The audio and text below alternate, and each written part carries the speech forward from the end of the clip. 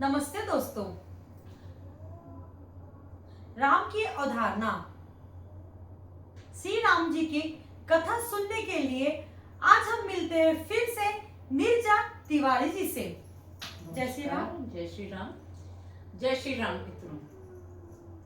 दोस्तों, हमने पिछले एपिसोड में जाना था कि सती किस प्रकार दक्ष की जो यज्ञ की रचना होती है उसमें जाने के लिए, पिता के घर जाने के लिए बार बार कहती हैं। शंकर भगवान बहुत प्रकार से उन्हें समझाने का प्रयास करते हैं कि बिना बुलाए नहीं जाना चाहिए और ऐसा नहीं बुलाना जो जानबूझ के किया गया। तो हे सती, तुमको ऐसे नहीं बुलाते, तुम चली जाती, परंतु उन्होंने जानबूझकर ऐसा किया है, इसलिए जाना उचित नहीं है। भावी परिणाम भगवान महादेव जानते थे। अब वो सती को फिर भी एक बार समझाने का आखिरी प्रयास करते हैं। कही देखा हर जतन बहु रहई न दक्ष कुमार, दिए मुख्य गण संग सब विदा कीन त्रिपुरार।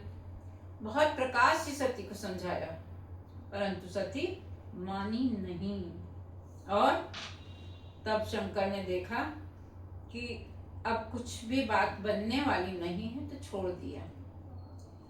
इस बात से भी एक संदेश मिलता है। हमारे घर में भी ऐसा होता है कि कई बार बड़ों की बात छोटे नहीं सुनते हैं। तो इसका सीधा सा उपाय सिर्फ यही है कि एक बार बोलिए, दो बार बोलिए, जतन करना नहीं छोड़िए। जतन करिए, बचाने का प्रयास करिए, पर जब ये देख ले कि किसी भी स्थिति में सामने वाला मानने को तैयार नहीं है, तो उसे परीक्षा भावी बलवाना, हृदय विचारत शंभु सुजाना। कि हरि की इच्छा के आगे कुछ नहीं हो सकता। मेरे राम जो कुछ करेंगे वही होने वाला है। यहाँ तक कि सती जो झूठ बोलती हैं उसको भी भगवान शंकर सती का दोष नहीं मानते हैं, बल्कि ये मानते हैं कि राम की माया के प्रभाव में आकर उसके वशीभूत होकर सती ऐसा कर रही हैं। तो ये होता है दृढ़ विश्वास। शंकर जी को पता चल गया कि अब कुछ होने वाला नहीं है, तो अपने दो गण जो मुख्य गण थे सती के साथ भेजा और सती चली अपने पिता दक्ष के यहाँ, जहाँ यज्ञ की रचना की गई थी। सती गई, किसी ने अगवानी नहीं की। अगवानी करना आप सब साधारण भाषा में जानते होंगे। कोई आता है तो उसका सत्कार करना, उसका अभिनंदन करना, उसका आदर करना। तो कोई अगवानी करने सामने तक नहीं आया। जब माँ को पता चला तो माँ दौड़ के आई, सती को गले लगाया। एक माँ ऐसी होती है जो हर परिस्थिति में अपनी बेटी का, अपने बेटे का प्रेम छोड़ती नहीं है। हर स्थिति में प्रेम करती है। वो सामने वाला कर रहा है नहीं कर रहा है, वापसी नहीं चाहती माँ। देना लेना तो माँ के ममत्व में है ही नहीं। बस इसी कारण सती को माता गले लगाती है। गले लगते हुए अपनी बहनों की ओर देख के मुस्कुराती हैं सती, परंतु सभी बहनें व्यंग से मुस्कुराती हैं। देखिए, मुस्कुराना भी कई प्रकार का होता है। सहज हास होता है, ठहाका मार के हंसना होता है। एक सहज स्मित हास्य होता है जो प्रभु श्री राम नारायण के चेहरे पर सदा दिखाई देता है, और एक होता है व्यंगपूर्ण मुस्कान। तो जो सती की बहनें रहती हैं वो व्यंगपूर्ण मुस्कुराहट लिए सती को देखती हैं और ऐसे सिर को टेढ़ा करती हैं और चली जाती हैं। मतलब सती के आने से वो प्रसन्न नहीं होती है, बल्कि एक कटाक्ष छुपा होता है कि बिना बुलाए आ गई। बुलाया तो नहीं था, फिर भी आ गई। सती ने इस बात को भी जाने दिया होगा। ज्यादा मन में बहुत सारी कटुता नहीं लाई सती ने। स्वभाव ही नहीं था सती का। जगत जननी है वो, जगदम्बा है वो, ऐसी साधारण बातों पे ध्यान दे के क्या करती, जाती हैं, अपनी माँ से कहती हैं, माँ हम भी यज्ञशाला का दर्शन करेंगे, हमको यज्ञशाला में है क्या पिताजी, अभी तक पिताजी दिखाई नहीं दिए।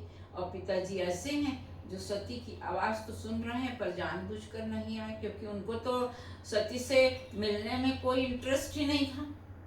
सती तो भगवान महादेव दुश्मन, उनकी पत्नी सती दुश्मन, सती को बेटी रूप में वो देख ही नहीं रहे थे, है ना। जब से वो सभा का विवरण हुआ जहाँ से द्वेष और ईर्ष्या का निर्माण हुआ और ये पूरा जो घटनाक्रम है आगे बढ़ा। अब सती जाती हैं यज्ञशाला में, देखती हैं सभी देवों के लिए यज्ञशाला में स्थान है। तो जो जो देवताओं का और जो भी ऋषियों का, महर्षियों का यज्ञशाला में स्थान था, उनका यज्ञ में भाग था। भगवान शंकर का यज्ञ में कोई भाग नहीं था। यही शाप कहा जाता है कि यज्ञ में कभी भी भगवान शंकर को उसका भाग नहीं मिलता है। आप यज्ञ कीजिए तो ऐसा कहा जाता है, पर हमको लगता है कि हम सच्चे मन से महादेव के लिए यज्ञ में करेंगे तो क्यों नहीं स्वीकार होगा, भाग होगा, हमको लगता है, ऐसा विश्वास है हमको। तो कहा जाता है ऐसा। अब सती देखती हैं रिक्त स्थान कोई भी नहीं है, कि एक पाटा हो, एक चौकी हो और यज्ञ का भाग रखा हो कि भगवान शंकर भी शामिल होने वाले, महादेव भी शामिल होने वाले हैं। सती का चेहरा तमतमा जाता है, क्रोध के आवेश में, क्रोधाग्नि में जल उठती हैं सती, और उस क्रोधाग्नि में वो ऐसा घोष करती हैं कि वो घोष धरती से लेकर आकाश तक सुनाई देता है कि इस यज्ञशाला में बैठे हुए समस्त लोग सावधान हो जाएं। मैं जो कहने जा रही हूं उसको ध्यान पूर्वक सुने। क्या कहती हैं वो? सुनहु सपासद सकल मुनिंदा, कही सुनी शिव शंकर निंदा, सो फल तुरत लहब सब काहू, भली भांति पछताब पिताहू, संत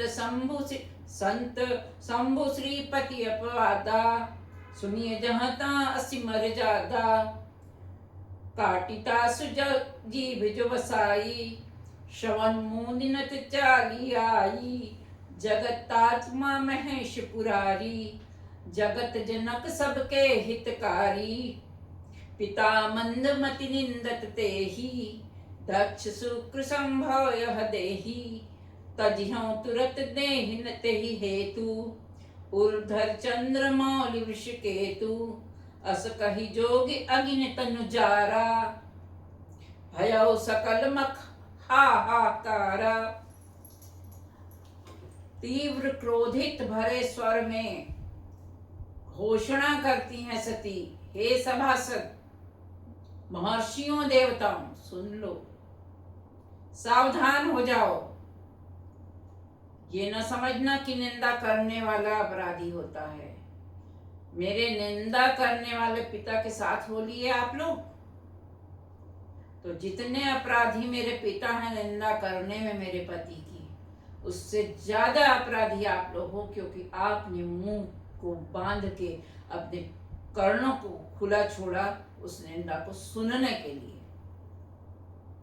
यदि आप में जरा भी ज्ञान होता तो ऐसी निंदा करने वाले के विरोध में खड़े होकर जीभ काट लेते और कर्ण से सुनना बंद कर देते। आपने कुछ नहीं किया, आप चुपचाप वो निंदा स्वीकार करते रहे और दक्ष के यज्ञ में शामिल होने को आ गए। मेरे स्वामी जगत पिता हैं, जगतात्मा महेश पुरारी, जगत है ना, तो मेरे पति इस पूरे जगत के स्वामी कहलाते हैं। उनका यह अपमान मैं कदापि सहन नहीं करूंगी। दक्ष के कारण मुझे यह देही प्राप्त हुई है। इस जन्म में जो शरीर की प्राप्ति हुई है, इस मूढ़मती इस मूर्ख दक्ष के कारण मुझको यह देह प्राप्त हुई है।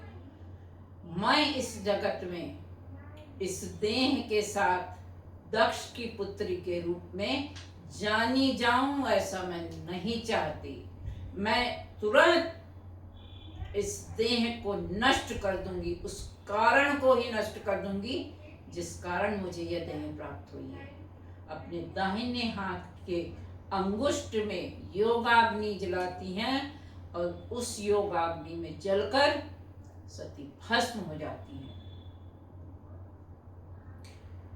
श्री महादेव, शंकर, स्वामी चंद्रमौली, उर्धरि चंद्रमौली वृषकेतु, हृदय में चंद्रमा को धारण करने वाले, धर्म की ध्वजा फहराने वाले नंदी पर सवार मेरे स्वामी की छवि को हृदय में धारण करते हुए सती कहती हैं, सती मरत हरि सन बरु मांगा, जन्म जन्म शिव पद अनुरागा। मैं अपनी यह देह समाप्त कर रही हूँ, हे राम।